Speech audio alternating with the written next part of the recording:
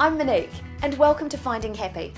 I have a deck of 52 self-care cards, and each week I draw a card as a topic of reflection and exploration. This week's card is Release. It says, have a good cry. Grief is a doorway to your deepest self. I think this is a perfect card in so many ways, as many of the people I work alongside, coach or train are held back by an old self-belief or some form of grief at the loss of a loved one, a decision that resulted in a less than favourable consequence, or a lost opportunity. I know from my own experience of losing my father when I was just 18 that grief affects us in a variety of different ways. For me at the time, my coping mechanism was comedy.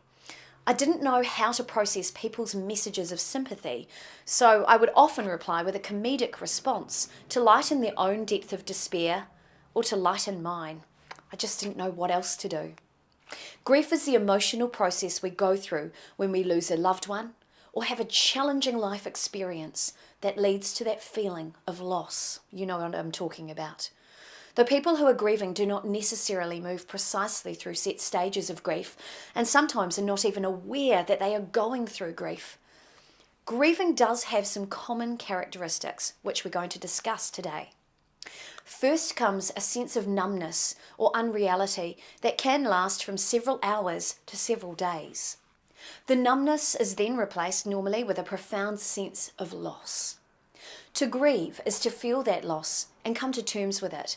And this, as the card says, can be a doorway to your deepest self as you start to explore your values and take stock of what is most important to you. If you're currently going through the feeling of grief, loss, or are questioning your self-worth or value, here are some suggestions that worked for me. Firstly, allow yourself to feel all that you are feeling and express those feelings. It's actually okay to talk about it. Access your support system. Your family and your friends want to be helpful right now. If you aren't comfortable sharing with friends or family, a support group, faith community leader, coach or counsellor may help you through this. Take care of yourself. Eat balanced meals, get enough sleep, and do some form of physical activity every day. Activity releases the feel-good endorphins that help with our ability to cope better and feel better. Seek help if you seem stuck in the grieving process. There is no timetable for grief recovery, but if the significant physical symptoms like that feeling of depression persist over the course of months, it may be time to talk to a counsellor, a coach, or your healthcare provider. Don't judge your grief by any standards but your own. The path of grief is different for each individual and every set of circumstances, as we all process things in our own unique way. It's okay to cry. It doesn't matter if you're male or female. Crying is another form of release and a beautiful part of the process. Activate a joy trigger.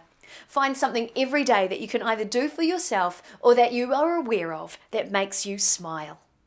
Practice gratitude and see how the power of your focus can help release that person, that challenging experience, or that missed opportunity.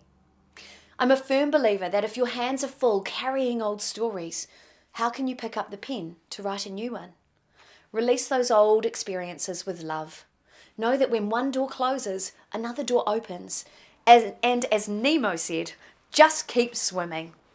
I highly recommend that if you are looking for ways to help yourself move forward, check out my video and information on goal setting, as having a forward focus can really help you get moving again and amp up the happiness levels in your life.